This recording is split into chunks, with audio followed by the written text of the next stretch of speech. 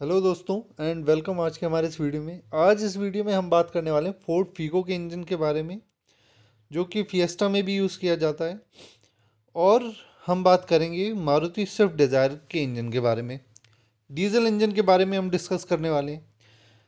Figo और desire के engine में काफ़ी अंतर है। फीगो का इंजन जो है, अगर सीसी वाइज हम बात करें, यानी उसकी जो क्यूबिक कैपेसिटी है वो 1200। फीगो की अगर बात करें तो 1500 सीसी की है। मारुति के डीजल इंजन की अगर हम बात करें तो वो 1248 सीसी है। बात हम करेंगे इनके फ्यूल सिस्टम के बारे में। फ्यूल सिस्टम दोनों में ही CRDI है। TDCI इसका पूरा मतलब है, क्योंकि फोर्ड में TDCI इंजन यूज़ हो रहा है, तो turbo diesel common rail injection. और दूसरी तरफ हमारे पास जो स्विफ्ट डिज़ायर का डीजल इंजन है, उसमें भी हमारे पास कॉमन रेल का ही सिस्टम है। कॉमन रेल का सिस्टम दोनों ही गाड़ियों में, बट अलग अलग कंपनी का है। फीगो गाड़ी का इंजन अभी हमारे सामने जो है, ये फीगो गाड़ी का इंजन है। तो इसके अंदर जो फ्यूल सिस्टम यूज़ किया है वो कॉन्टिनेंटल कंपनी का है। कॉन्टिनेंटल या सीमेंस कंपनी जो है, दोनों का सेम ही फ्यूल सिस्टम में कोलैबोरेशन है। तो आप सीमेंस भी कह सकते हैं। तो सीमेंस कंपनी का फ्यूल सिस्टम इसके अंदर है। और जो हमारे पास स्विफ्ट डिज़ायर में है वो बॉश कंपनी का है। अंतर यहाँ पे क्या आता है सबसे मेन, कि देखो, अगर फ्यूल सिस्टम में सबसे ज़्यादा दिक्कत, क्योंकि CRDI है तो पंप के अंदर दिक्कत नहीं आती। 1000 में से कोई एक पंप खराब होता है, लेकिन जब वो खराब होता है तो वो पूरा तहस नहस हो जाता है। तो 1000 में से एक पंप कोई ख़राब होता है तो पंप के अंदर दिक्कत नहीं आती। रेल में भी दिक्कत, ये कह सकते हो आप, 100 में से एक में आती है। लेकिन ज़्यादातर जो दिक्कत आती है, 99-100% जो दिक्कत आती है, वो या तो फ्यूल फिल्टर में आएगी, डीजल फिल्टर में, या फिर इंजेक्टर्स में आएगी। तो इंजेक्टर्स जो है वो सबसे मेन कड़ी है इस वीडियो के लिए। और यहाँ पे जो मैं आपको बात बताने जा रहा हूँ, ये बहुत ही प्रैक्टिकल बात है, बहुत ही सधी हुई बात है। और मेरे अपने अनुभव, पिछले 8 से 10 साल के अनुभव से में जो मैंने नोटिस किया है वो मैं आपको बताऊंगा इसमें। तो सीमेंस कंपनी का जो फ्यूल इंजेक्शन सिस्टम है, वो यदि ख़राब हो जाए, थोड़ा सा इंजेक्टरों में फॉल्ट आ जाए, या हम कह सकते हैं इंजेक्टरों में फॉल्ट आ जाए, बड़ा फॉल्ट भी आ जाए, तो ये गाड़ी जो है आपको घर तक ज़रूर पहुंचा देगी। लेकिन अगर दूसरी तरफ जो बॉश का जो सिस्टम है CRDI का, उसमें यदि दिक्कत आ जाए, क्योंकि सोलेनॉइड वाले की हम बात करेंगे, सीमेंस का जो सिस्टम है, क्योंकि इंजेक्टर दो तरीके के होते हैं, जैसा कि मैंने अपनी पहले की वीडियोस में बता रखा है। पीजो टाइप के होते हैं और सोलेनॉइड टाइप के होते हैं।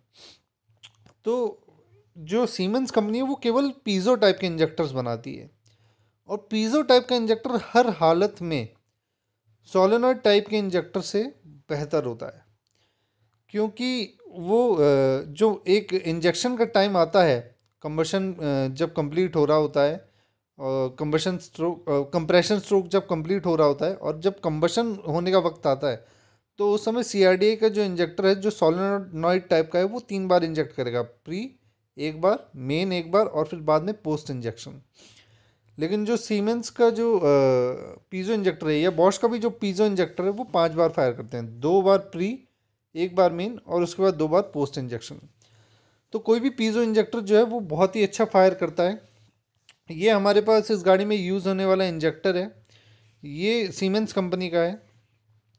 तो अब ये इंजेक्टर जो है, इसमें जो सेंसर यूज़ किया गया है यहाँ पे, ये जो सेंसर आप देख रहे हो, ये सेंसर जो है, ये पीजो टाइप सेंसर है। इसके अंदर पीजो क्रिस्टल है।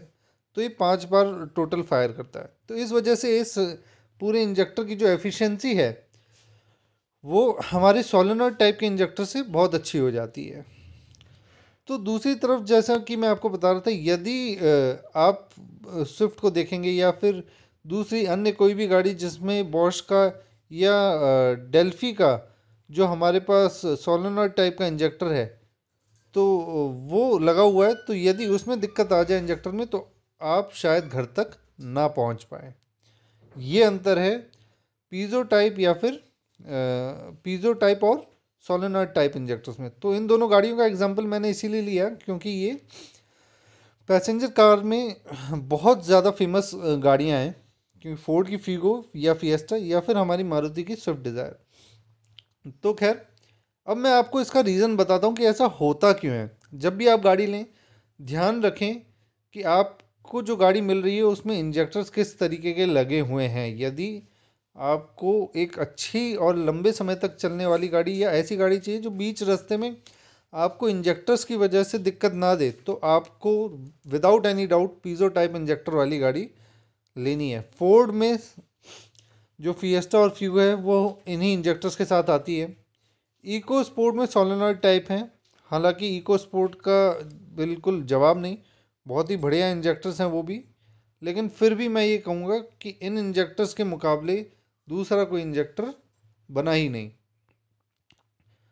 तो देखते हैं ये उसका रीज़न क्या है कि ऐसा क्यों है कि ये इंजेक्टर इतने बढ़िया हैं। तो देखिए, यहाँ पे कुछ बेसिक चीज़ें मैं आपको समझाना चाहूँगा। यहाँ पे ये जो पाइप है, ये आपको दिख रहा है, ये इनलेट है। यहाँ से डीजल जो प्रेशर से आता है पंप से वो जाता है। तो एक इनलेट तो ये हो गई। जो इसका मेन है वो ये है, ये नोज़ल है। ये नोज़ल से स्प्रे निकलता है और पिस्टन के ऊपर छिड़काव होता है। फिर उसके बाद आता है ये वाला पाइप जो अंदर से बाहर की तरफ है। तो यहाँ से बैक लीक आती है। मान लीजिए 10 सीसी जो है हमारा इनलेट गया, तो उसमें से 7 या 8 सीसी मेन स्प्रे करेगा और 2 से 3 सीसी जो है वो बैक में ओवरफ्लो होके जो है वापस हमारे टैंक के अंदर आ जाएगा, डीजल टैंक में।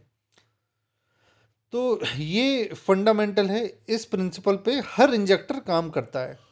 अब होता क्या है, जब इंजेक्टरों में दिक्कत आती है तो उस समय क्या होता है कि जब यहाँ पे इनलेट आती है 10 सीसी, तो आगे तो 2 या 3 सीसी ही निकलता है और बाकी का जो सारा डीजल है वो सारा का सारा जो है टैंक के अंदर लौटे आता है। तो उससे होता क्या है कि जब बैकफ्लो इतना ज़्यादा बढ़े आएगा तो जो डीजल अंदर आ रहा है वो बाहर स्प्रे होने से पहले ही पीछे की तरफ निकल जाएगा।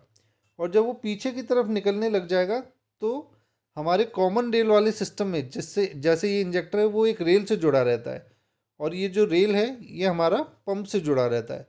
तो जब पंप रेल में प्रेशर देता है और रेल से इंजेक्टर में जाता है, तो यदि इस इंजेक्टर की बैक लीक बढ़ गई तो क्या होगा, इस रेल के अंदर डीजल रुकेगा नहीं, क्योंकि रेल से जो डीजल इसके अंदर जा रहा है वो डायरेक्टली जो है वापस पीछे टैंक की तरफ निकल गया।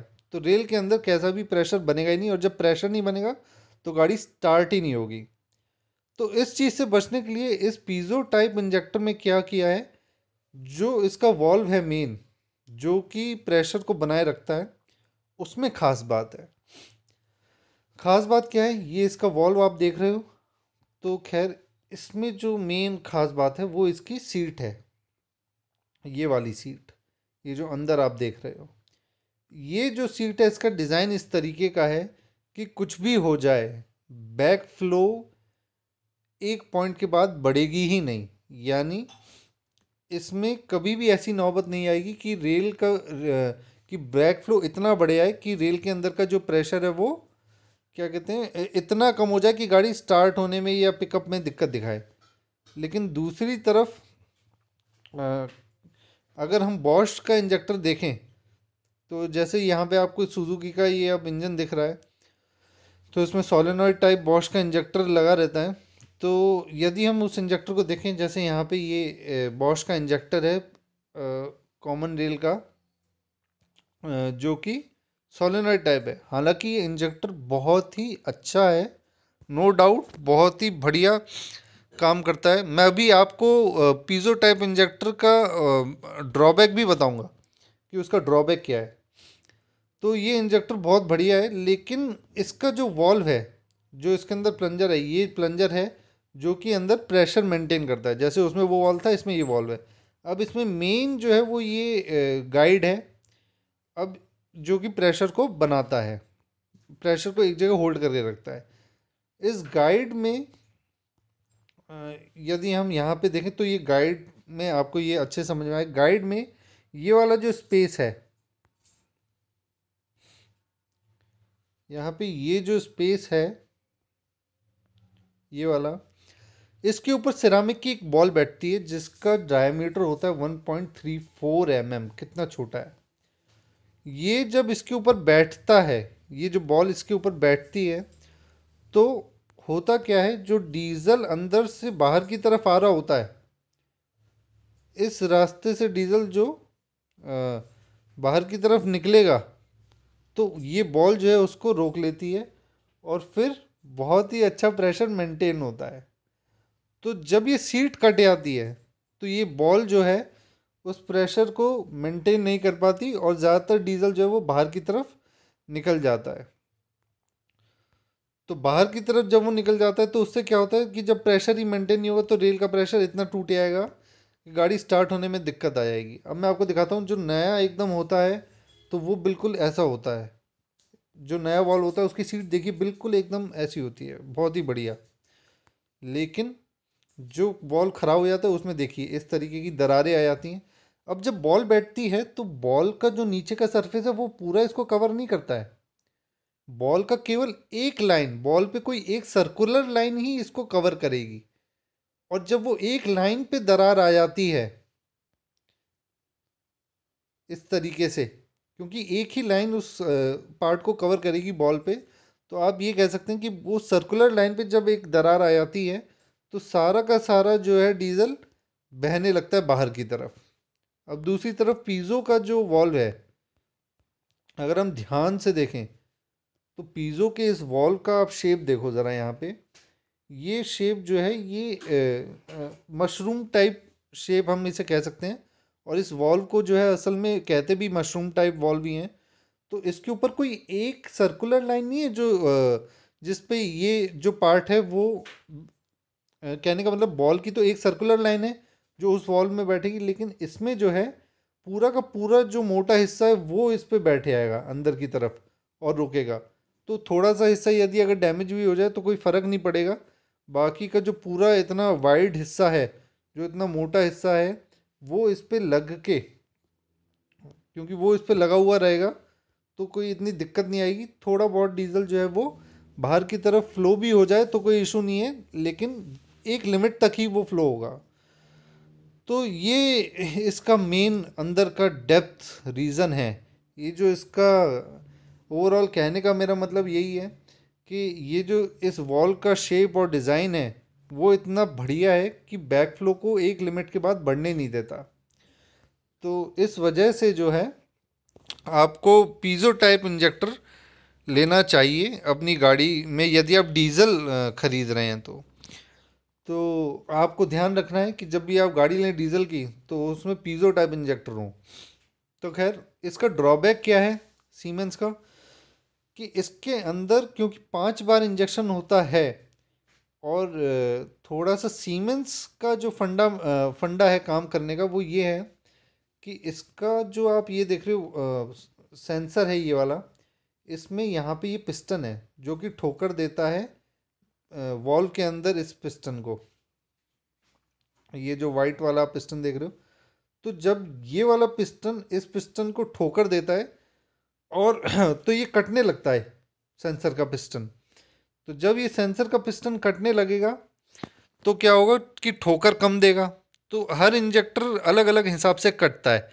हर इंजेक्टर के अंदर जो ये पिस्टन है, जैसे अब अगर 4 इंजेक्टर लगे हैं तो 4 में से एक का ज़्यादा कट गया, दूसरे का कम कटा, तो एक समय ऐसा आता है कि गाड़ी जो है वो मिसिंग करने लगती है, झटके लेने लगती है। आप रेस दे के छोड़ोगे तो झटके लेगी। फीगो में सबसे ज़्यादा दिक्कत ये है, फीगो फिएस्टा में, कि गाड़ी 3 साल पुरानी होगी तो आप रेस दे के जैसे ही छोड़ोगे तो वैसे ही जो है गाड़ी वो झटके लेने लग जाती है।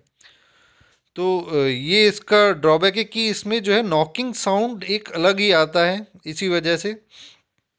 तो गाड़ी में आवाज़ एक नेचुरली आवाज़ उसके अंदर होती है। तो वेंटो के अंदर आपको ये इंजेक्टर्स मिलेंगे तो वेंटो के कस्टमर 3 साल बाद, 2 साल बाद, या जिसने सेकंड हैंड लिया वो यही शिकायत करता हुआ मिलेगा कि गाड़ी में नॉकिंग है। तो वो इस वजह से है। तो आई होप आपको मेरा ये वीडियो पसंद आया होगा, और अगर आपको कोई भी इसमें सवाल हो तो आप मेरे से